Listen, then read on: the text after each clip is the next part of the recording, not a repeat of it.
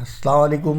नमस्कार मेरे सभी मदरसा आधुनिकीकरण शिक्षक साथियों, आपने देखा होगा आज कई दिनों से लगातार निरंतर जो है विधानसभा, लोकसभा, राज्यसभा, विधान परिषद में आवाज़ बुलंद करने के लिए बराबर जो है एकता टीम द्वारा मेहनत की जा रही है और काफ़ी दिनों से की जा रही है।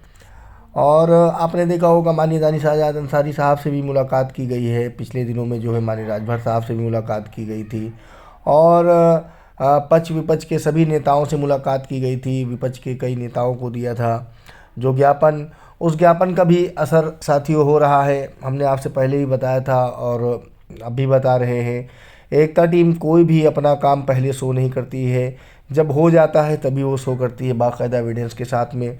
इसी कड़ी में माननीय लाल बिहारी यादव जी और माननीय आशुतोष सिन्हा साहब से आप विधान परिषद में बातें उठी थी, आप लोगों ने देखा ही होगा और उठाने की भी पैरवी जारी है। दूसरा, माननीय दानिश आज़ाद अंसारी साहब से जो है एकदम साफ लफ्ज़ों में पूछा गया कि ये भाई साहब, भाईजान जो है बता दीजिए आपकी कैसे अब बर्दाश्त से बाहर हो गया है, हमारे शिक्षक बहुत परेशान हैं, बता दीजिए हम लोग छोड़ देते हैं। तो माननीय मंत्री जी ने कहा, माननीय दानिश अंसारी साहब ने कहा कि देखिए सिकंदर, इस पे हम काम कर रहे हैं, हम कैसे कह दें आप छोड़ दो। हाँ, समय लग रहा है, काम होगा आपका।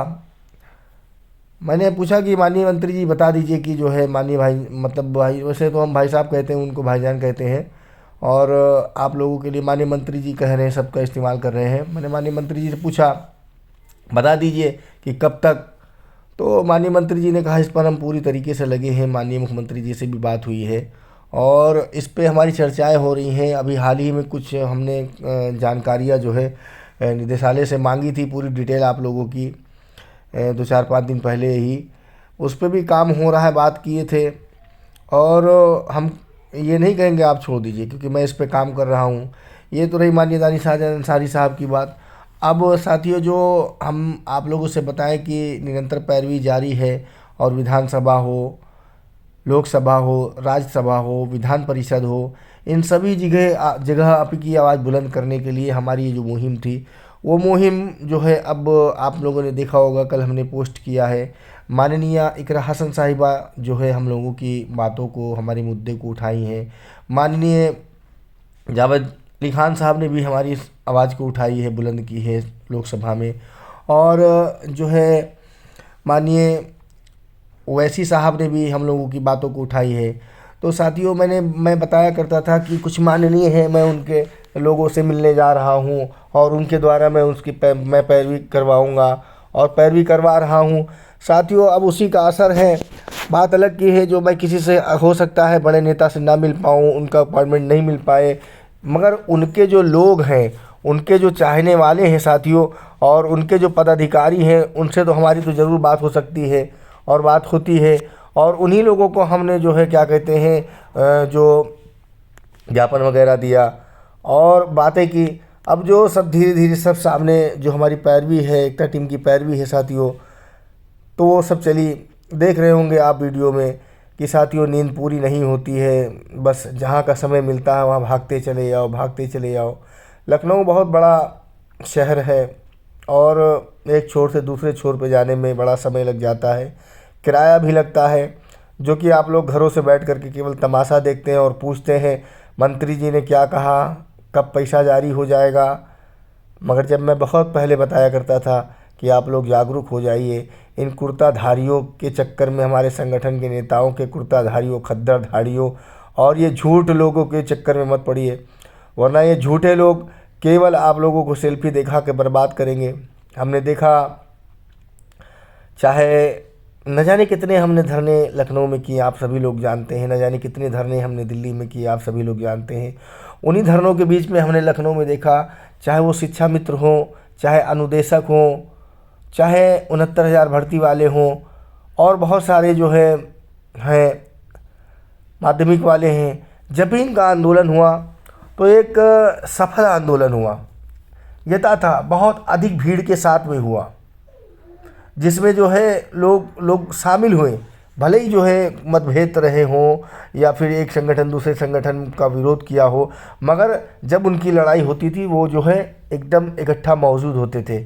मगर हमारे में क्या मदरसा आधुनिकरण शिक्षकों में हुआ, कुछ बेईमान किस्म में जो संगठन के नेता लोग हैं, दो दो चार चार पाँच पाँच मदरसा खोले हुए हैं, और उस वक्त जो है पैसा भी आता रहता था, राज्यांश केंद्रांश वगैरह। तो ये लोग जो है जब भी आंदोलन या धरना करो तो 1,000, 2,000, 3,000, 5,000, 1 अरब, ऐसे कई हज़ार करोड़ रुपए पास करवा दिया करते थे। और होता क्या था कि जब धरना लगाया जाता था तो वो उसी तारीख में, उसी महीने के लास्ट में जो है वो पैसा जारी हो जाता। जारी होने का मतलब ये लोग झूठ बोलते थे और बताते थे मंत्री जी से बात हुई है, केंद्रांश जारी हो जाएगा, राज्यांश जारी हो जाएगा, और धरने में जाना बेकार है वरना सरकार जो है इसका गलत असर जाएगा, और हमने बात कर लिया है, काम खराब हो जाएगा, ये है वो है। ये सब आज जो ये संगठन के नेता लोग हैं, 5-5, 10-10 मदरसा खोले हुए हैं, ये सब फरार हैं, क्योंकि ये सरकार के खिलाफ धरना आंदोलन प्रदर्शन नहीं कर सकते हैं। कारण उसका ये है कि जो भी जिले से लेकर उच्च अधिकारी तक के सभी लोग जानते हैं कि कई कई मदरसा ये लोग खोले हुए हैं, कितना ये लोग मान्यता करवाया है, कितना उच्चीकरण करवाया शिक्षकों का।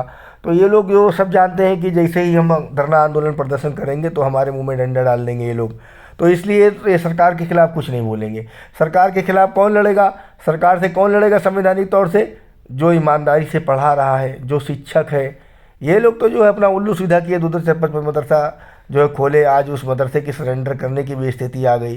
क्योंकि अब ऐसे ऐसे ज़िले थे, एक सहारनपुर में ज़िला है और एक मदरसा प्रबंधक जी हैं, सैकड़ों मदरसे उनको खुले रहते थे, सैकड़ों मदरसे हैं। और वो जो है टीचरों से जो जब भी पैसा आता था तो 40%, 25%, 50% ये सब लेते थे हमारे शिक्षकों से, और शिक्षक बेचारे मजबूरी में देते थे। क्या करें, जो है देंगे नहीं तो ये हटा देंगे।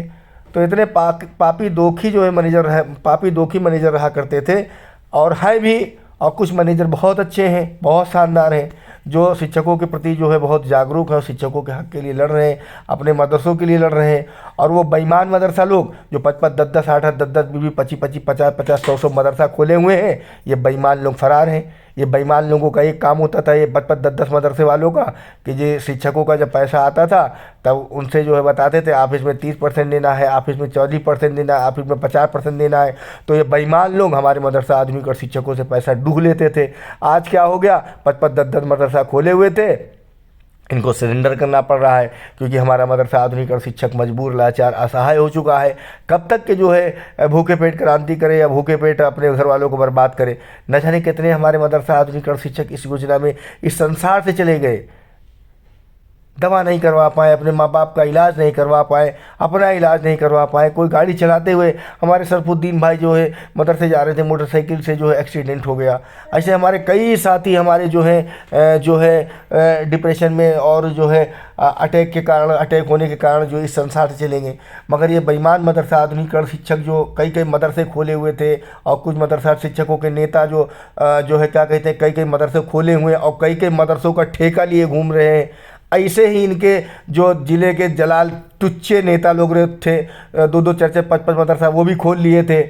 और हर महीने जो है हर ज़िलों में जो मीटिंग हुआ करती थी कि आज मीटिंग है, आप लोग आइए, आगे की रणनीति होगी। आगे की होती रणनीति कुछ नहीं थी। वो जो राज्यांश आता था, केंद्रांश आता था, उसमें चंदे की फिराक में ये लोग मीटिंग किया करते थे कि चंदा हमको मिल जाएगा और हम चंदे से अपने मदरसे की काम और फलाभूतियत के लिए दिल्ली लखनऊ भागते रहेंगे और बेवकूफ़ लोगों को बनाते रहेंगे। आज दाल किसी ने की नहीं गल रही है। आज सारे के सारे नेता फरार हैं अपने 5-5, 10-10 मदरसा खुलवा के। और वो जिले में जो जिला अध्यक्ष, फलाना ब्लाक अध्यक्ष, ढिमाका अध्यक्ष, ये सब जो जितने तो बेईमान लोग, आज ये लोग भी फरार हैं। बड़े बड़े नेता बनते थे ये लोग, दिन भर मीटिंग की बताते थे और बताते थे। धरना आंदोलन करने का नंबर आता था, मत जाना वहाँ पर, बिला वजह वो धरना कर रहा है, धरने से सरकार कुछ नहीं करेगी, नहीं करेगी।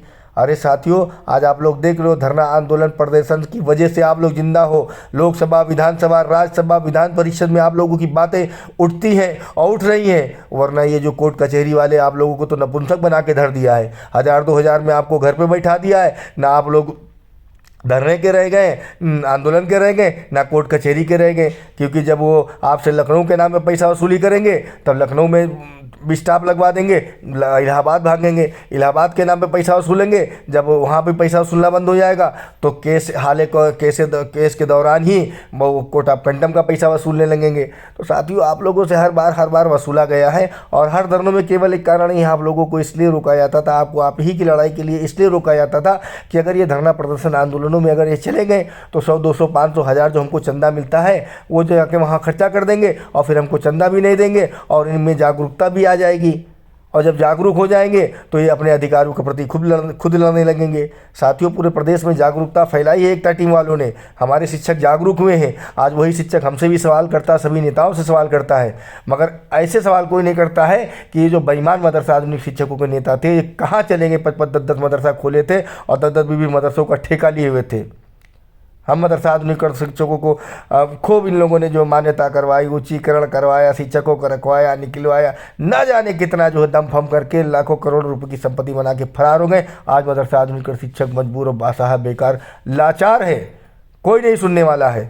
आज मैं जो है साथियों क्या कहते हैं, मैं भागा फिर रहा हूँ। कारण ये 17वें साल से पढ़ाता चला आया हूँ। ना जाने सुबह उठना पड़ता था, भागना पड़ता था, उसी में जो है पानी बरस रहा हो या झाड़ा हो या पाला हो या कुछ हो, बच्चों को जो है किताबें देना, बच्चों को जो है क्या कहते हैं टाफ़ी बांटना, बच्चों को 15 अगस्त 26 जनवरी में उपहार देना कि बच्चों की जागरूकता बनी रहे, बच्चे स्कूल में आए। हमको भी अच्छा लगा करता था साथियों। न जाने कितना पैसा हमने खर्चा कर दिया जो है क्या कहते हैं इन आंदोलनों धरनों में, और स्कूल आते जाते न जाने कई लाख रुपया खर्चा कर दिया साथियों। उतना देखने को भी हमको नहीं मिला। फर्स्ट टाइम में 7 साल हमको पैसा नहीं मिला। उसके बाद में फिर उसके बाद में जो 1 साल मिलबो किया, उसके बाद में फिर अब 7-8 साल हो गया। तो सारे सब मिलाकर के 17-18 साल की साथियों हमने सारा अपना समय नष्ट कर दिया। मगर अब परिवार को देखते हुए साथियों कुछ ना कुछ हमको भी करना पड़ेगा, आपको भी करना पड़ेगा। इसलिए मैं कहता हूँ जो है 3 काम जरूर करें, हर हाल में करें। सबसे पहला काम, आप लोग अपने मदरसों का जो भी शासन प्रशासन द्वारा जो है आप लोगों को आदेश दिया जाए उसको तत्काल पूरा कर दीजिए, और अपने मदरसों की में जागरूकता रखिए, अपने बच्चों को बढ़ाते रहिए और मदरसे भी अपना जाते रहिए। और दूसरा, अपने परिवार का पालन पोषण करने के लिए ज़रूर कुछ ना कुछ काम करिए और करते रहिए, क्योंकि आपको कोई नहीं देने वाला है, ना आपको उधारी देने वाला है, ना आपको कोई देखने वाला है, केवल आप पे हंसने वाले लोग हैं। इसलिए अपने परिवार का पालन पोषण करने के लिए आप लोग कोई ना कोई कार्य करता रहिए। दूसरी बात, जब कोई आपके लिए संघर्ष करे, हम ना कोई भी हो, हम ही नहीं कोई भी हो, धरना प्रदर्शन आंदोलन जागरूक करे या फिर आपके लिए लड़ाई लड़े या आपके लिए पैरवी करे, तो उसका तन मन धन से आप लोग साथ दीजिए। कोई भी हो अगर ईमानदारी से लड़ रहा है उसका साथ जरूर दीजिए। आज मेरी हिम्मत है, मेरी क्षमता, मैं जब तक के लिए आप लोगों को लड़ रहा हूँ, मगर मेरे भी बीवी है, मेरे भी बच्चे हैं, मेरा भी परिवार है। कब तक मैं अपने पैसों से, अपने चंद साथियों की मदद की बदौलत मैं भागता रहूँगा, दौड़ता रहूँगा? मैं भी एक इंसान हूँ साथियों।